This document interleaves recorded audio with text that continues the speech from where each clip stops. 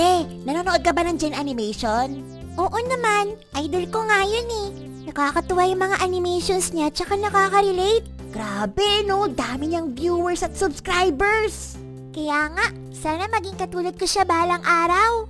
Madali lang naman magkaroon ng madaming views at followers eh. Ha? Paano? Eh di re-upload natin yung mga videos niya. Ha? Baliw ka ba? Pinaghirapan nila yun tapos i-re-upload mo lang. Okay lang yan, di naman nila malalaman eh. O ito, tingnan mo ha. Tina-download ko lang yung mga videos niya tapos tinitrim ko. Yung iba nilalagyan ko lang ng kung ano-anong video para hindi makopyright. Tingnan mo oh, dami ko lang views at followers oh. Wow! Ang galing mo naman! Easy views at easy followers, oh! Oo naman, napakadali, di ba? Ha? Gen Animation? Ikaw pala yung nagre-re-upload ng mga videos ko, ha? Live Village Secret Finger Jutsu! Ouch! Ang sakit! 1,000 years of death! Ikaw, gagawin mo din ba yung ginawa niya? Hindi po.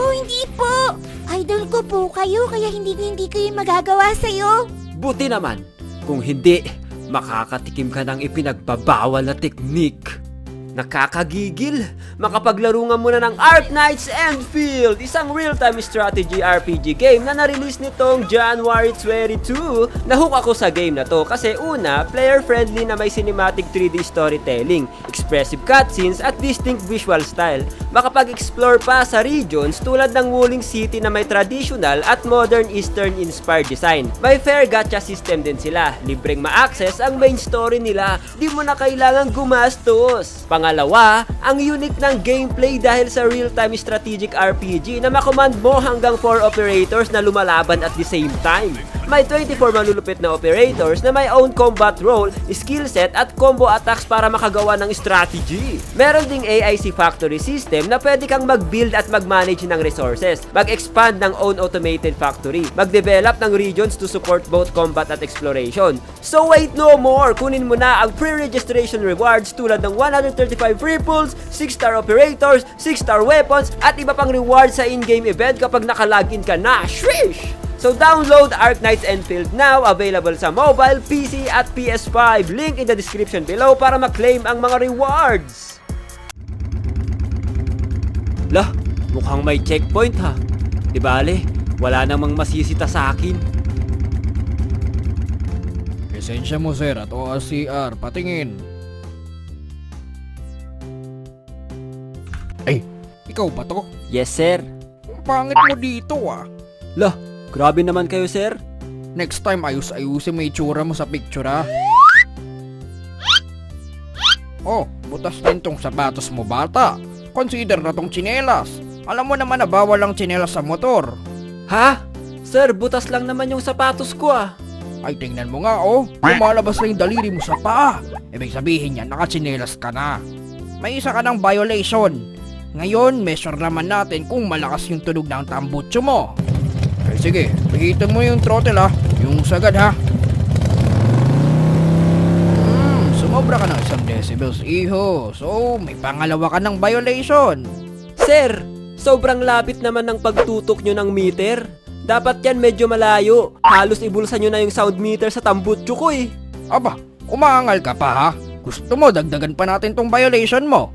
Ayan oh, peke na nga yung helmet mo. Sir, may sticker to oh. Legit to. May ICC sticker nga to eh. Ay, kahit na. Basta mukhang peke, violation yan. Dami ko pang nakikitang violation sa'yo oh. Pasalamat ka nga, ito lang ilalagay ko sa'yo. Oh, bayaran mo na to sa office namin. Sir, masyado na kayong mapang-abuso. Senmetsu Giryu Toryusen! Pasalamat ka. Baliktad yung talim ng samurai ko. Ang Pasko ay sumapit, tayo ay magsiawit ng magagandang himig dahil sa Diyos ay ang pag-ibig.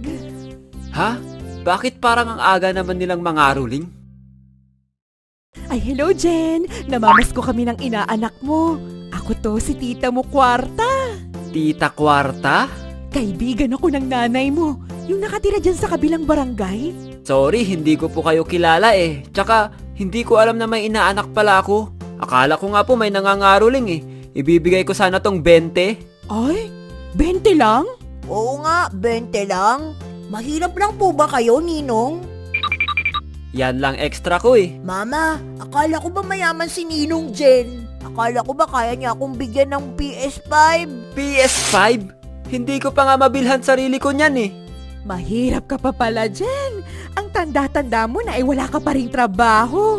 Paano na lang pala tong inaanak mo? Hindi mo masusuportahan. Suportahan? Ni hindi ko nga alam na inaanak ko yan. Wala din akong matandaan na umatend ako ng binyag niyan. Next time, Ninong ha. Pagbalik ko dito, may PS5 na ako. Pag-ipunan mo na din yung pang-college ng inaanak mo, ha? Mga kupal! Umalis kayo dito sa harap ko!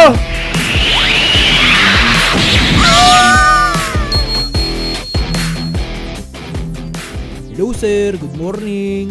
Good morning! Ito ba yung sinasabi nila na magandang bilihan daw ng second hand car? Yes bossing, ito nga yun. Anong unit pala ang hanap nila? Gusto ko sana bumili ng SUV, baka meron kayo dyan. Ayos, good timing ka sir. Meron kaming kakadating lang. Tara puntahan natin. Yun, sakto pala eh. Ito bossing. Fresh na fresh. Hindi pa masyadong nagagamit ng first owner. Wow, talaga? Low mileage ba to? Yes boss. Tsaka malamig ang aircon nito. Hindi pa nabubuksan ang makina. Full stock pa yan bossing. Hindi pa yan binabaha kaya hindi kayo titirik dyan bossing. Ayos, sige, kunin ko na yan. Ayos bossing. As is where is tayo bossing ha. Tiwala naman ako sa inyo eh. Kasi sikat tong store nyo. Alagang-alaga naman mga unit nyo dito, di ba? Mukhang may na-scam ulit ako ngayong araw ah. Paldo na naman bossing. Bakit tumirik to? Ay potek. Akala ko ba good running condition to? Hindi pa nga ako nakakalayo sa pinagbilhan ko tapos ganito na agad ang nangyari. Sir, bakit tumirik agad tong sasakyan? Akala ko ba good running condition to? Ay bossing, hindi na namin kasalanan yan ha. Sabi ko nga 'di ba? As is where is tayo. Kahit na. Pero grabe naman, hindi pa ako nakakalayo, tumirik na agad. Kumuha na lang kayo ng lighter sir, tapos sindihan nyo na lang. O kaya, patow nyo na lang hanggang bahay nyo.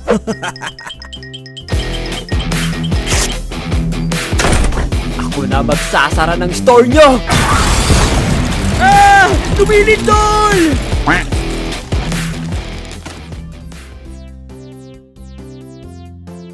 Uy, buti na lang may bakante pang isa.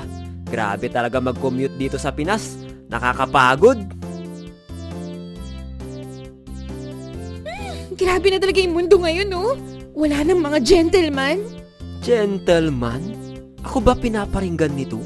May nakikita na nga silang maganda sa harapan nila. Tapos ayaw pa nila paupuin. Excuse me, te. Ako ba pinaparinggan mo? Sino pa nga ba? Ikaw lang naman tong nasa harapan ko. Wow! Sorry, te ha. Pagod na pagod na pagod na pagod na din ako. Kailangan kong umupo para magpahinga. Ay nako, kalalaking tao, nagpapahinga. Imbis na ibigay na lang sa akin yung upuan, ang dami pang arte. Hindi na nga kagwapuhan, hindi pa gentleman. Ah, ganon. Patulog ka muna!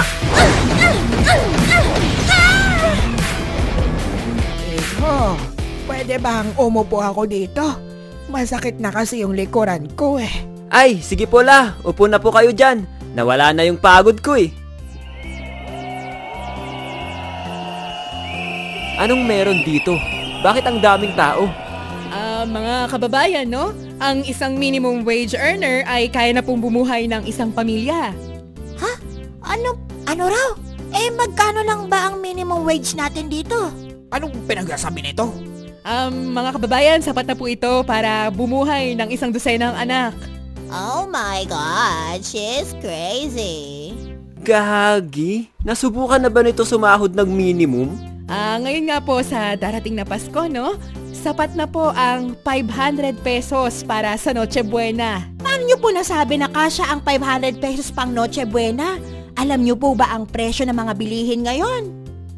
Sa 500, pwede na po kayong makabili ng ham na mumurahin. Depende po yan kung paano nyo gagastusin. Basta hindi branded ang bibilihin ninyo po. Potek yan? Food control ba tawag dyan? Paano naman kami mag-e-enjoy sa ganyang pagkain? Hindi po natin kailangan ng magarbong handaan dahil po ang mga Pilipino ay masaya na basta't magkakasama. Ang importante po kasi ay ang celebration ng...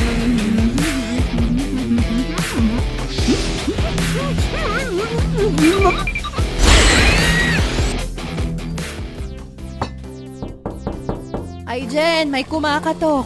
Pakitignan nga, baka mga bisita. Bisita? Wala naman tayong inimbita. Hello, it's me, your mother's friend. Hi, Jen! Merry Christmas! Ma, andito yung mga chismosa mong mga kapitbahay. Ay, grabe siya, oh. Makikikain lang muna kami. Ano ka ba? Ay, sige na, papasukin mo na lang. Oh, ito oh. Kain na kayo. Eh, wala ba kayo mga handa sa mga bahay ninyo? Wala, Mare. Hindi kasi kasya yung 500 sa amin pang Noche Buena. Na, ano ba tong lumpia mo, Mare? Walang kalasa-lasa!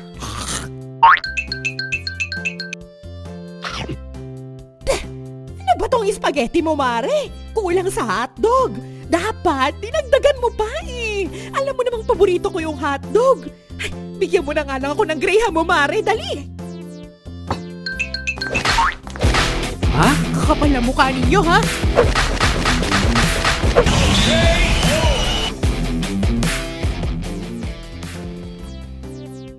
Love, tingnan mo oh. May weirdong nagdodrawing doon. Oo nga no. Tara, magpa-drawing tayo. Hello? Pwede bang i-drawing mo kaming dalawa? Ah, sige po. 1.5 na lang po pag dalawa kayo. Ay, may bayad po pala. Akala ko po libre lang magpa-drawing sa mga artist. Ay, kaya nga. Akala ko din. Buti na lang hindi ako naging artist. Kasi sabi ng mama ko, wala daw perang makukuha dyan eh. Libre mo na lang kuya, pamasko mo na sa amin. Oo nga, kuya. Sige na. Gift mo na lang sa amin yan. Total, Pasko naman, di ba? Mura lang naman yung mga materials na ginamit mo. Ah, ganon.